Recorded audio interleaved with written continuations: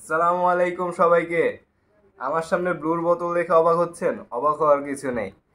আমি ব্লুর বোতল কিনেছিলাম, এই ব্লুর বোতলগুলো কিনেছিলাম সন্ধ্যায়। তো এখন পর্যন্ত এটার ক্যাপটা আমি খুলতে পারিনি, এত টাইট। কিন্তু একটা বিষয় হচ্ছে, এই যে ব্লুর যে পানি, এটা কিন্তু ক্যাপ ছাড়াই কিন্তু পড়ে যায়।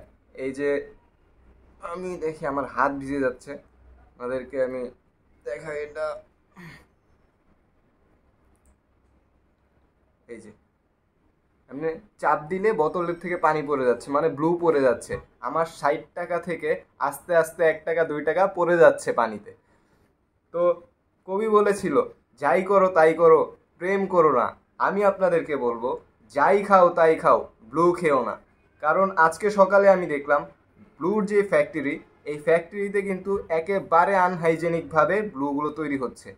আর নতুন কোম্পানি, এখানে রাফসান দা ছোট ভাই, ও যেভাবে করছে মার্কেটিং, হ্যাঁ মার্কেটিং করছে ঠিক আছে, বাট আপনার কাস্টমারদের কথাও চিন্তা করতে হবে, আমাদের কথা চিন্তা করতে হবে, আমরা যারা ব্লু খাই। তো এইখানে আমি এখন পর্যন্ত এটা খুলতে পারছি না। এই ক্যাপগুলো এত টাকা, 60 টাকা দিয়ে যদি একটা বোতল কিনে, যদি ইলেকট্রোলাইট যদি কিনে, আমি যদি সেটা খুলতেই না পারলাম, তো এটা বাসায় এনে খেতে হয় আমার ছুরি দিয়ে কেটে।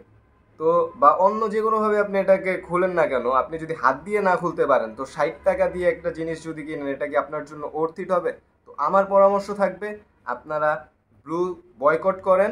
আর যেই সমস্ত জিনিস নিয়ে আপনার আমাদের সোশ্যাল মিডিয়াতে ভাইরাল হবে, খারাপভাবে ভাইরাল হবে, নেগেটিভ ভাইরাল হবে, সেই বিষয়গুলো সব ধরনের প্রোডাক্টকেই আপনারা বয়কট করবেন। কারণ এইভাবে খারাপ ওয়েতে, নেগেটিভ ওয়েতে যে জিনিসগুলো ভাইরাল হয়, সেগুলো কিন্তু কখনোই পজিটিভ কোনো কিছুই বয়ে আনতে পারে না।